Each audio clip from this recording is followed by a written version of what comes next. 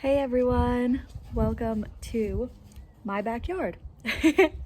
um, I decided I really wanted to make a video very casually dedicated to June on the Range because it is a readathon I'm very excited about, have been watching videos for. It was a readathon created by Michael K. Vaughan last year, and it is a readathon solely dedicated to reading Westerns. And I love me some Yeehaw books, as you guys know, so I plan to participate this year in kind of a unique way, I guess you would say, as you'll see by my TBR. But I also wanted to do the Rootin' Tootin' June on the Range tag that is the brainchild of Steve Donahue. He created it. He's a co-host and he created it this year. And the questions are just really fun, really interesting. I've been really enjoying watching other people's tags for this. And so anyways, yeah, I'm gonna do my own version of it here, sitting in the Arizona heat. So this is very much the American Southwest. So let's get started by talking about my TBR. I have 3 Western books here that I want to read in the month of June, and one of which I have already started. And I am going off of and piggybacking from Sarah over at the Bookish Knitters concept of also reading cowboy romances during this time. It doesn't exactly fit into the whole idea of reading, you know, your classic male-themed Western novels, but that's all right. We're doing our own spin. So with that, I am reading Fern by Lee Greenwood. He's actually a male romance author, and this is the second book in the Seven Brides series. So I read the first book, Rose, earlier this year, really enjoyed it, and bought the whole series in these beautiful first editions with like the embossed lettering and the epic covers.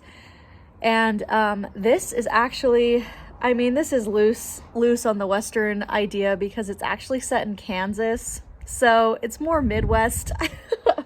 But it's set in Kansas, in Abilene, and it's all about how the historical part of it is about how when Texas ranchers were moving more into the Midwest, into Montana and those places,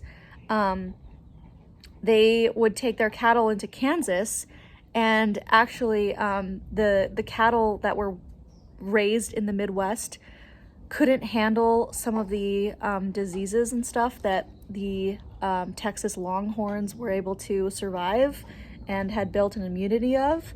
And so it's kind of all about how there's this huge clash of how the Kansas people did not want to welcome Texans, and it's very interesting. So the family in this, the Seven Brides, so the 7 brothers are part of this cattle ranch that has moved some of their cattle from Texas. And so, but this specific romance is one of the brothers who has actually moved out to Boston, and is coming back to help one of their brothers who is convicted of a murder that he says he didn't do. So he is a lawyer, and he's coming back to help his brother out after being away for many years. So it's a city slicker hero, and then a tomboy rancher heroine who does not want to welcome him at all to their small town. And yeah, that is the story so far. I'm only like 2 chapters in, but I'm really enjoying it. I really like Lee Greenwood's writing, and this is just a really fun romp. Honestly, it's so fun. So yeah, really enjoying this. I'm currently in the middle of a Poldark book very much not Western at all. But I plan to finish that soon. And after I finish that, I want to pick up my first James Michener. And I have this here. This is Centennial. So this is the story of the West, how it was settled. And I mean, I'll read the back here. It says, "Here's the story of the land and its people, of Lane Beaver, the Arapaho chieftain and warrior, and his Comanche and Pawnee enemies, of Levi Zent, fleeing with his child bride from the Amish country in Pennsylvania, and of the cowboy Jim Lloyd, who falls in love with a wealthy and cultured Englishwoman, Charlotte Seacombe. It is a story of trappers, traders, homesteaders, gold seekers, ranchers, and hunters, all caught up in the dramatic events and violent conflicts that shape the destiny of our legendary West." So absolutely perfect pick for this theme, for this readathon. And I honestly cannot wait to get to this. When I started hauling Michener, everyone was telling me how good he is and how much I'm going to enjoy him. So I very much look forward to this. It's huge. It's going to take me more than June to read, I am sure. But I am ready to sink my teeth into this book and yeah, and just really have fun reading such a classic author.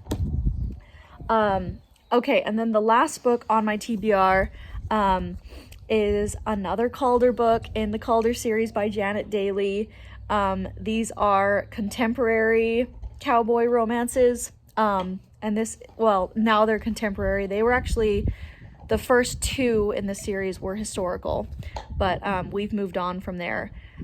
So this is Calder Born, Calder Bred. And as you guys know, as I've explained before on my channel, but I'll explain again, this is a series all about a cattle ranch kingdom in Montana, very much Yellowstone-esque. And each book follows the next generation. And it's always seeming to be a son who takes over, and then his romance. And so that's what this one is going to be. This is Ty Calder's story, and yeah, I just can't wait. And I love this cover so much. The lighting's pretty bad, but anyways, yeah. So that is the other book I have on my TBR for June. So those are the 3 books. And then now I want to get to the tag questions really quickly. Okay, here we go. So the first question is, a ways out west, have you ever been to the American West? Obviously, yes. I have been, I grew up in Utah. So yeah, I grew up in the West, and then I moved to Seattle, lived there, and then I have traveled everywhere in the western region of the United States. I now live in Arizona, and yeah, so I'm very much a Western girl. I have been to the East a few times, but yeah, the West is where I call home. So definitely yes to that question.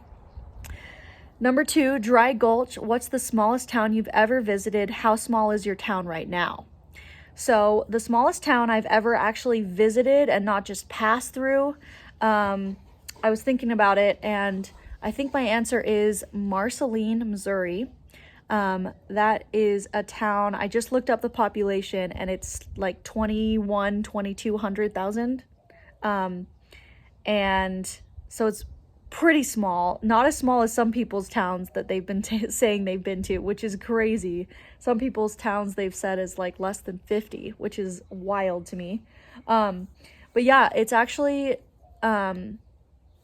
famous for being the hometown boyhood home of Walt Disney.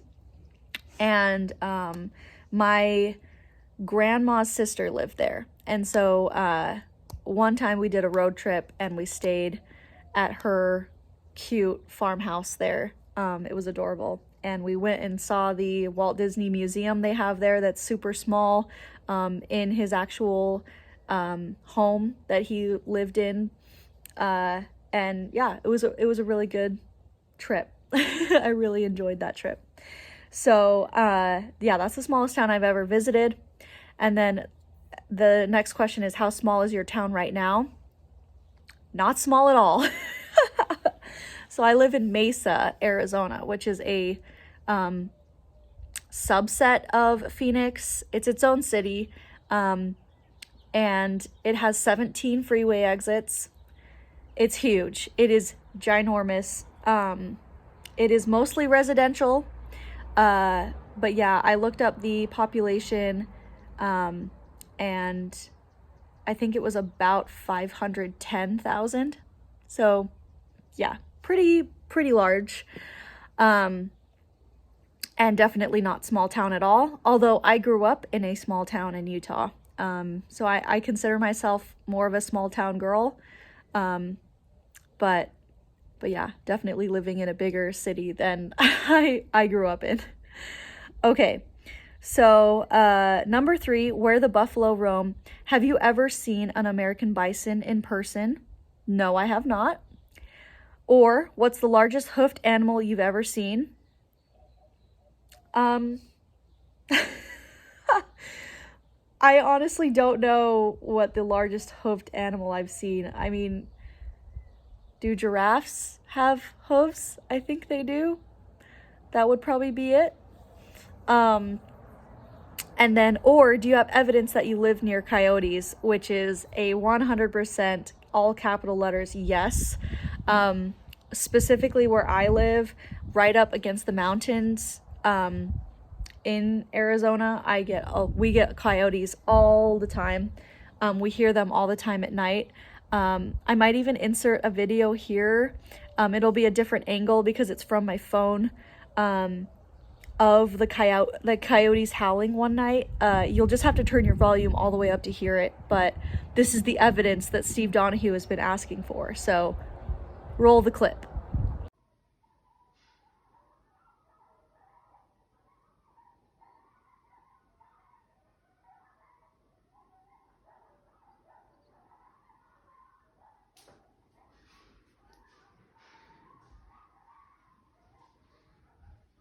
So yeah, if you guys turned up your volume, you probably heard it, but yeah, a lot of coyotes where I'm at, and it's a little bit treacherous with the dogs because, you know, you want to keep the dogs safe and not like instigate anything. So yeah, that's the main thing. Okay. Number 4, Old Doc Fry, what's your history with Westerns, novels, TV, movies? So I have a pretty pathetic answer for this, to be honest. I did not grow up on Westerns at all. I have not seen one John Wayne movie. Yeah, I'm sorry, guys. Do I belong here? I don't know. But the first Western novel I ever read was about 4 years ago, and it was Lonesome Dove by Lara McMurtry. And I loved it so much, so much. One of my favorite books of all time. And I love like Western themed books, but I don't read classic Westerns, I would say. Like, I don't read Zane Grey or, any of these classic authors that people are talking about. So, yeah, I know the real question is, do I belong here? But whatever, it's fine. So, yeah, that's my history with Westerns. Okay, number 5, Diamond Lil at the Rialto Saloon. What's your relationship with alcohol? Ever had a friendship with a bartender? The second question to that, no, I've never had a friendship with a bartender. First question, almost nil. I've had exposure to it. I drink occasionally, if I'm on vacation, really is the only time. And I really, honestly, actually don't enjoy it. I did not grow up drinking, have anyone in my family that drinks. I have a very sober past. So that's my history with alcohol. Number 6, The City Slicker from the Back East. What do you consider the best Western you've ever read? So again, Lonesome Dove, classic answer. I know that's many people's answer to this question, but it's a classic and a most loved novel for a reason. It is so well done. And I recommend it honestly to anyone, even those that think that they don't read Westerns either. It was so easy to fly through, even for someone like me who does not have any exposure to that genre. And yeah, I just absolutely loved it. Want to do a reread at some point. I have a beautiful edition of it in my library, so at some point I will. Number 7, The Man with the Badge. Have you ever been in charge of other people? What's the most authority you've ever handled? Would you be good at it? Yes, I'm in charge of people now, in the current job I'm in. Very low key, like still bottom of the totem pole kind of situation, but I do have people that report to me, and like submit work to me and stuff that I review. But yeah, I'm not a huge authoritarian kind of person. I mean, I want to be like, my end goal with accounting is honestly to end up being a partner somewhere. So that does mean obviously a lot of authority there with that kind of position. But I wouldn't say that I'm a very directive kind of personality. So yeah, I think I'm gonna have to learn that skill over time. Okay, next question. 8, The Tombstone Kid. Have you ever fired a gun, been a gun aficionado, been shot? Yes, I fired a gun. My first exposure to guns was actually when I was starting to date my husband. He grew up around guns, around a family that hunts. And so when we went to his grandpa's house, his grandpa wanted to take us out shooting. And so, they threw a bunch of guns in the back of the truck, went out into the middle of nowhere, and we just like shot cans and stuff in the middle of like central Utah. And yeah, that was my first exposure to guns, but that's honestly it. Like, I don't shoot guns. I don't have any sort of relationship with them. I have obviously now have married into a family that has more of a relationship with them, but myself and I know. And I don't love the idea of hunting, to be honest with you. Yeah, I really struggle with the idea of killing innocent animals, but I've been explained why, and I understand the reasoning and stuff, but I do struggle with it. So that's my own take on that. Oh, and I've never been shot. Okay. Number 9, it ain't the bullet that gets you, it's the fall. How would you ideally like to cash in your chips? Old and gray, with family around me, and having lived a very fulfilling, happy life. That would be it. And ideally not dying from sickness, just from old age. Kind of the same answer I think that Steve Donahue gave, of just, one night just slipping away, in the middle of the night. That would be it. Very kind of sobering question, but anyways, yeah, that would be it. Okay, and then number 10, tag some owl hoots. So I think the one person I do want to tag, because I know that she's participating in this readathon and we're taking our own spin on it, is Sarah from the Bookish Knitter. So I tag you, Sarah, and then I tag anyone else that is participating with me. If you watch my channel and you're also participating, would love to know. Please let me know down in the comments below. And with all that being said, please like and comment and subscribe if you want to see more from me. And I will see you guys in another video. Bye!